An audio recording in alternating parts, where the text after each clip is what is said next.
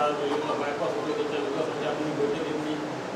बैठकीला उपस्थित असलेले नगरचे माजी नगराध्यक्ष आदरणीय दादा तसेच एक संघर्षण व्यक्तिमत्व म्हणून आपण ओळखतो असे दादा कांबळे व्यासपीठावर उपस्थित सर्व मान्यवर मंडळी एकत्र सर्व गावातील नागरिक ग्रामीण भागातील सर्व शेतकरी बंधू पाहायला गेलं तर पूर्णकरांना संघर्ष काही नवीन नाही.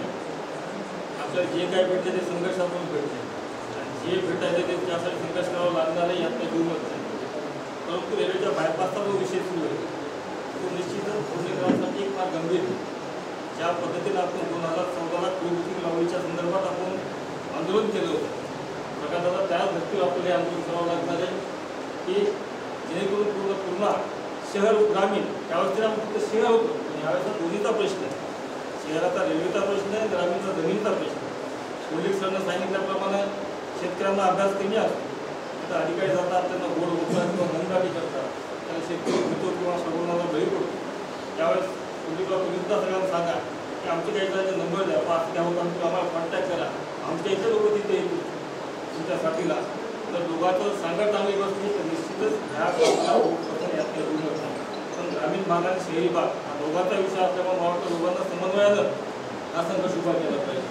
निश्चितच पुढची दिशा ज्याप्रमाणे आपल्याला ठरवायची आपली एक कमिटी तर आहे, या कमिटीच्या मार्गदर्शनाखाली आपण पुढची दिशा ठरवू आणि आंदोलन चांगल्या प्रकारे करून हा प्रश्न मागे लावायचा काम करू.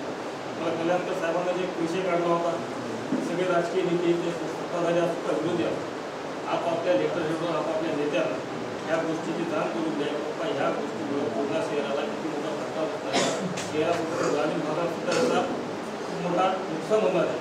ह्या गोष्टी आपण आपल्या पक्षप्रतिनिधीला पाठवल्या पाहिजे, त्यांना सांगितलं पाहिजे. मग आपण सत्तेमध्ये असं करू सर्वांनी या आंदोलनामध्ये उतरायला पाहिजे अशी माझी अपेक्षा आहे.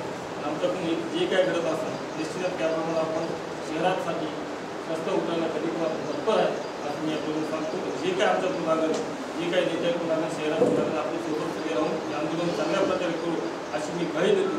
येणाऱ्या सर्व काळामध्ये जे काय आपल्याला आंदोलन ठरवायचं आहे आपली कमिटी सांगेल त्याप्रमाणे करू असं मी